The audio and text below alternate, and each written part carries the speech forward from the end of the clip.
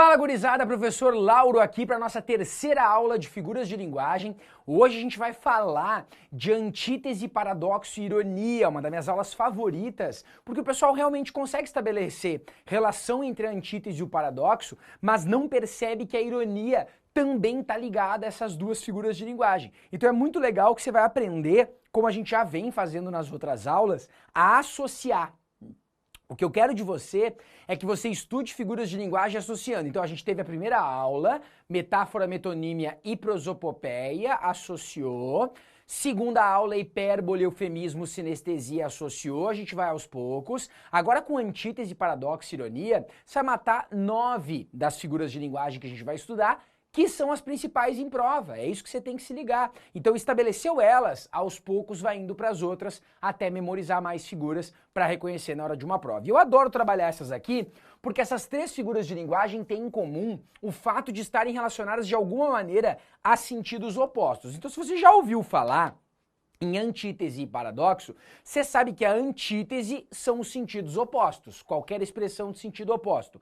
O paradoxo é uma oposição mais específica, é uma oposição que se contradiz. E aí você fica se perguntando, mas e a ironia? Cara, a ironia, a gente vai ver na aula de hoje, que ela é a oposição entre fala e pensamento. Ironia é quando você está pensando alguma coisa e diz o contrário. Quando a pessoa é irônica, é quando ela diz assim, ó, bah! Mas tá muito bem preparado esse cara aí para a prova, e você fala num tom de que você acha que ele não tá preparado. Quando você pensa uma coisa, mas diz o contrário, isso é irônico. Então quando a gente conseguir associar essas 3 figuras de linguagem à oposição, vai ficar muito mais fácil de você memorizar e principalmente de reconhecer quando cair numa prova. Vem comigo então.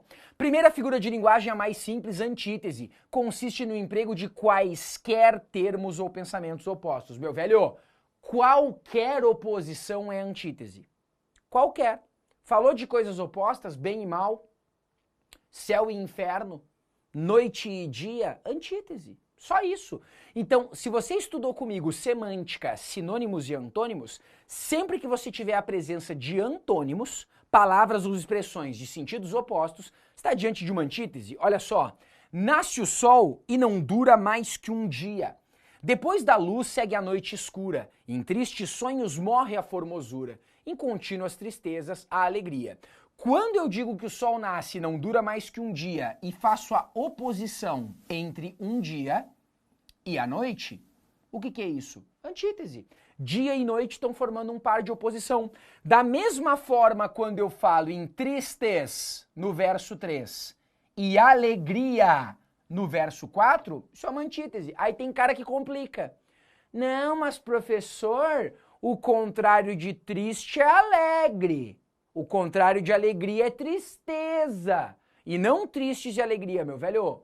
Qualquer relação de oposição. Triste é de tristeza, alegria alegre é antônimo, é antítese. Não precisa ser exatamente o contrário. Qualquer relação de oposição em um texto pode ser classificado como antítese, como aparece aqui, ó. Esse era um poema de Gregório de Matos, aqui uma letra de Renato Russo. Estou acordado e todos dormem, todos dormem, todos dormem. A relação entre estar acordado e dormir já é uma relação antitética, uma relação de antítese. Não precisa ser estou acordado, estou dormindo. Todos acordam, todos dormem. Não, já é relação de antítese. Aí as pessoas vão perguntar, olha que show, olha que show, olha que show. Tá, mas e o paradoxo? Se qualquer relação de antítese é oposição, o paradoxo também não é uma oposição? Aqui, ó, não se perde. Olha nesse exemplo mesmo. Se em vez de estou acordado e todos dormem, a letra dissesse estou acordado e dormindo ao mesmo tempo. Já aconteceu com você? Tô acordado, mas tô dormindo. Eu, cedo da manhã, não funciono bem.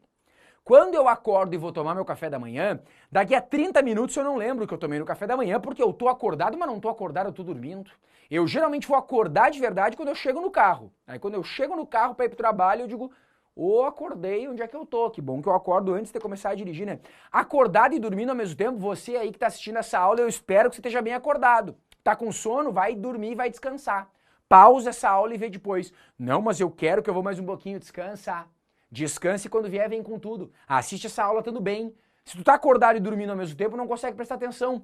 Acordado e dormindo ao mesmo tempo é um paradoxo, porque não é possível, literalmente, você estar acordado e dormindo ao mesmo tempo. E é aí que entra a nossa segunda figura de linguagem, o paradoxo.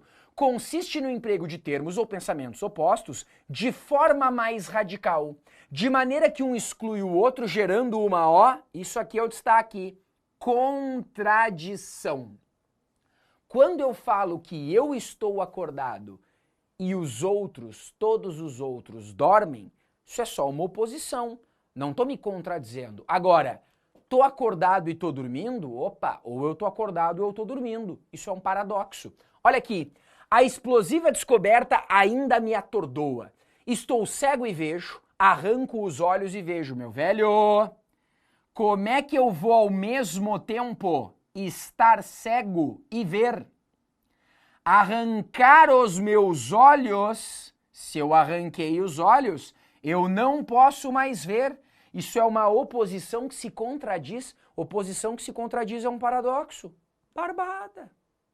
É uma oposição qualquer, não se contradiz, antítese. É uma oposição que se contradiz, paradoxo. Ah, professor, então aqui, toda certeza é relativa. Tem certeza, professor? Absoluta. Opa! Toda certeza é relativa. O senhor tem certeza? Absoluta. Opa! Se tu tem certeza absoluta, então nem toda certeza é relativa.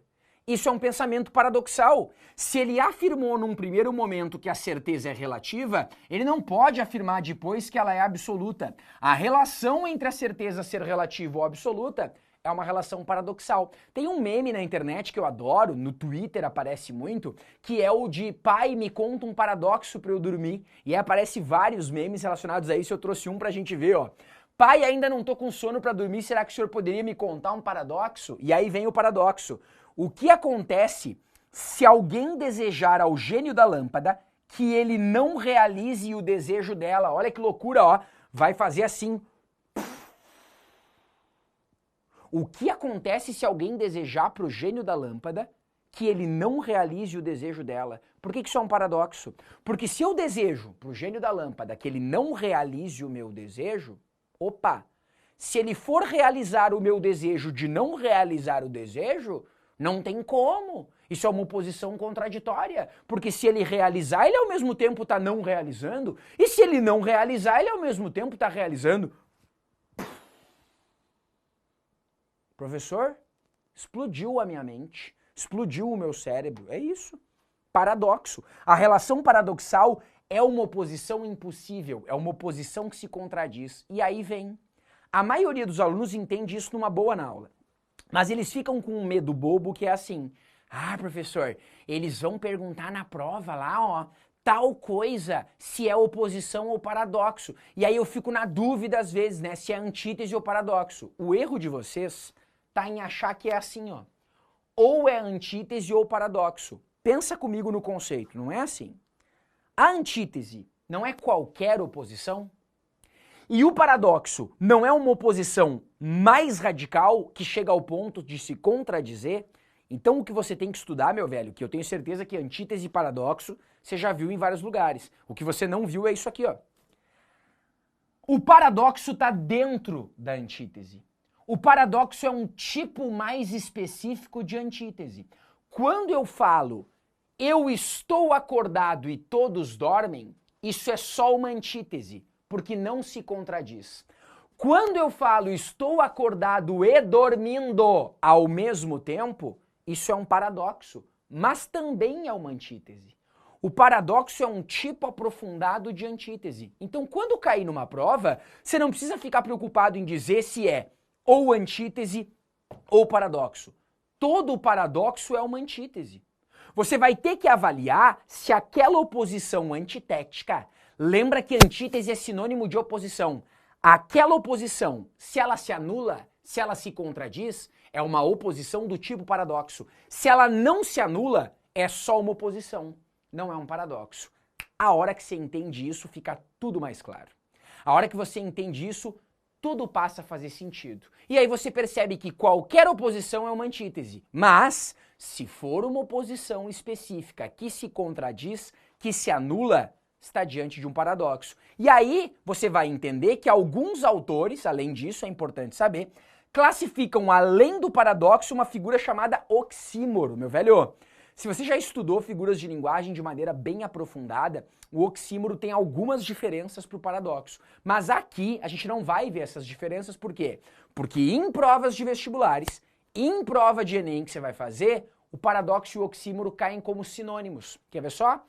Caiu na FUVEST. O oxímoro é uma figura em que se combinam palavras de sentido oposto que parecem excluir-se mutuamente, mas que no contexto reforçam a expressão. É como se fosse um tipo de paradoxo que se anula, mas é usado para reforçar. Só que quando cai em prova, você vai ver nesse trecho aqui o emprego dessa figura de linguagem onde ocorre. Questão barbada. Era só ver na letra A, onde morri existo, que eu tenho uma oposição.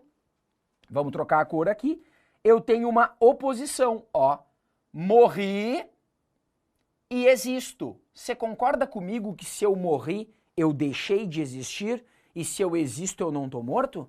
Morrer e existir representa uma oposição que se anula, uma oposição que se contradiz. Como oposição que se contradiz, isso é um paradoxo. Deu, velho.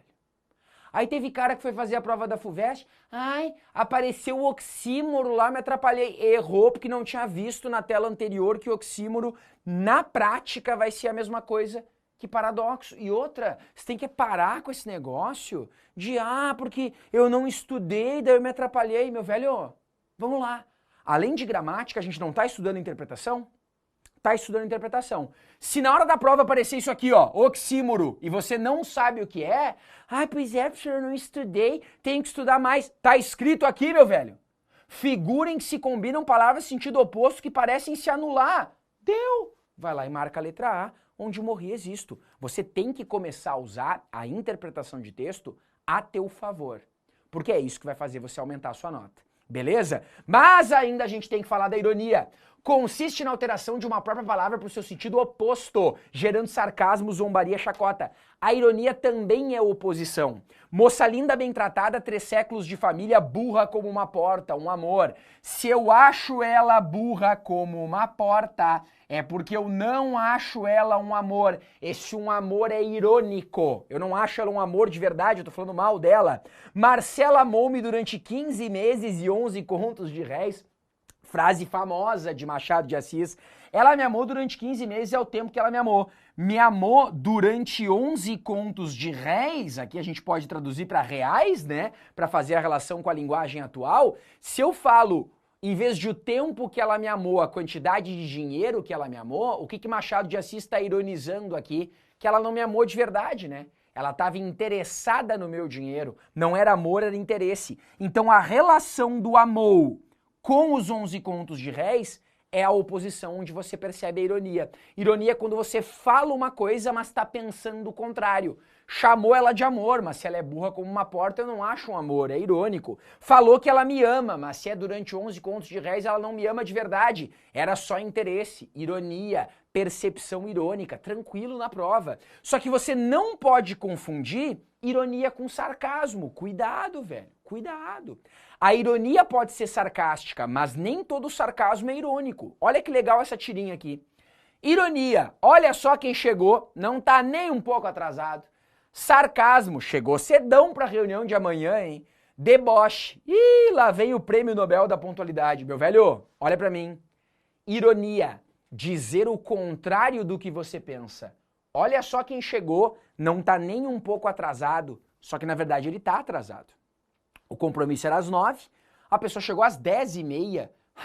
Olha só quem chegou, hein? Não tá nem um pouco atrasado. Você fala o contrário do que você está pensando de maneira sarcástica, de maneira debochada. Isso é ironia. Agora olha aqui. Chegou cedão para a reunião de amanhã, hein? Quando você debocha de alguém que está atrasado, dizendo chegou cedão para a reunião de amanhã, cometendo um exagero, você não está falando o contrário do que você pensa. Realmente, se a pessoa chegou hoje, para amanhã ela chegou cedo. Eu estou exagerando, estou usando o deboche de uma maneira maldosa, estou sendo sarcástico. Debochado, lá vem o prêmio Nobel da pontualidade. Eu exagero ao ponto de dizer que ele mereceria um prêmio Nobel, mas eu não acho o contrário, que ele não merece algum prêmio Nobel. É só um exagero, é só um deboche. Para o sarcasmo e o deboche se constituírem em uma ironia, precisa ser o contrário do que você está falando. Então grava isso. Começa a pensar nas pessoas que tu tem na tua vida, nos professores que tu tem, se eles são irônicos ou debochados. Tem gente que é irônica, que vai lá e fala assim, né? Você tá lá estudando e a pessoa diz assim, nossa, hein? Estudando? Bah, vai ser aprovado logo, logo desse jeito. Bah, tá te ironizando, a pessoa acha que tu não vai passar. Que é isso, né? Ou se a pessoa chega e diz assim, ei, mas que horror de coisa que tu tem pra estudar olhando teus livros. Ei, mas tu não vai conseguir acabar nunca isso aí. A pessoa tá ironizando? Não, tu tem bastante coisa pra estudar mesmo e provavelmente não vai conseguir acabar nunca. Mas ela tá te debochando. Só que não é ironia. Ironia envolve dizer o contrário. Olha a diferença, ironia e sarcasmo. Eu acho que a televisão é muito educativa. Sempre que alguém liga o aparelho, eu vou para outra sala e leio um livro. Percebeu? A TV é muito educativa. Ligaram a TV, eu vou para outra sala ler um livro. Então você está falando que a TV é muito educativa, mas, na verdade, tu não acha ela educativa. Quando alguém liga, tu vai para outra sala ler um livro. Isso é ironia. Agora olha aqui. Eu nunca esqueço uma cara, mas no seu caso, eu tenho o prazer em abrir uma exceção. Quando a pessoa fala que tem o prazer em abrir uma exceção, ela tá debochando de você, mas não tá sendo irônica.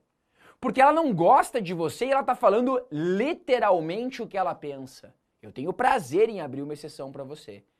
Quer fazer o link agora da nossa aula de hoje com a nossa primeira aula do módulo de figuras de linguagem? Eu não te falei que a figura de linguagem é um uso figurativo, um uso não literal? O sarcasmo é literal.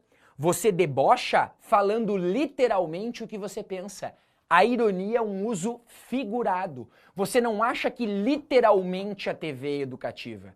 Você está falando de maneira figurada porque você acha que na verdade ela não é educativa. Figura de linguagem é ironia. Sarcasmo não é figura de linguagem. E além de tudo isso, o que eu te falei no início do módulo? Vestibular e Enem cobram a prova de maneiras diferentes. O vestibular, você já viu em questões comigo, cobra a figura de linguagem de uma maneira mais direta. O Enem vai cobrar uma abordagem mais indireta relacionando com o gênero textual. Então você pode ter que perceber o efeito que a ironia tem naquele gênero textual. Eu destaco aqui primeiro que a ironia é um recurso empregado por alguns autores em crônicas, como é o caso de Luiz Fernando Veríssimo aqui, nessa crônica Exigência da Vida Moderna. Você deve estudar em literatura que Luiz Fernando Veríssimo é muito clássico da ironia. Olha o que ele faz nesse texto. Dizem que todos os dias deve comer uma maçã por causa do ferro. É importante comer maçã. E uma banana pelo potássio e também uma laranja pela vitamina C. Então já sabe que tem que comer maçã, banana e laranja. Aí ele continua. Uma xícara de chá verde sem açúcar para prevenir a diabetes.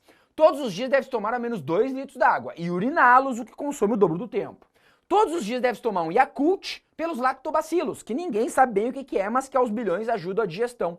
Cada dia uma aspirina previne infarto, uma taça de vinho tinto também, uma de vinho branco estabiliza, um copo de cerveja pra, não lembro bem pra quê, mas faz bem. O benefício adicional é que se tomar tudo isso ao mesmo tempo tiver um derrame, nem vai perceber. Percebeu a ironia?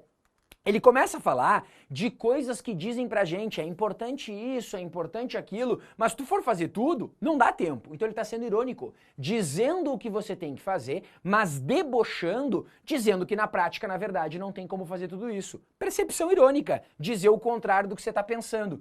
Em alguns anúncios publicitários, a ironia aparece, olha só que legal, nenhum gol é... E aí vem um carro para ele. Você tem que perceber que isso se trata de um Palio e é a propaganda do Fiat Palio. Quando eu faço a construção nenhum gol é Palio para ele, fazendo a associação fonética com nenhum gol é Palio para ele, a Fiat aqui com o seu carro Palio está fazendo a relação com o Gol. carro da marca rival. Então eu uso a ironia dizendo que nenhum gol é páreo para ele, para aproveitar a percepção irônica e fazer a propaganda da minha marca. Em anúncios publicitários pode ser necessário perceber, e a prova poderia perguntar para você: qual recurso linguístico foi utilizado para chamar a atenção do leitor? A ironia na relação entre o gol e o palio. Quando eu falo de ironia em charges, olha aqui que legal. Piso nacional dos professores aumenta para 1.450 e a professora, coitada, cheia de trabalho para fazer, diz assim, né? Ai, que ótimo! Tá ali aluguel para pagar, livro para comprar, um monte de coisa. Eu pergunto, a professora realmente está achando ótimo esse salário aí ou está se sentindo desvalorizada? Como infelizmente no Brasil a profissão professor é tão desvalorizada. Eu tô colocando ela dizendo que ótimo, mas ó, olha que legal, questão de Enem certo, ó. Linguagem verbal dizendo puxa que ótimo. Linguagem não verbal e contexto mostrando o contrário, que ela não tá achando ótimo. Falou alguma coisa pensando no sentido contrário, ironia. Da mesma forma aqui, ó, 16,2 milhões de brasileiros.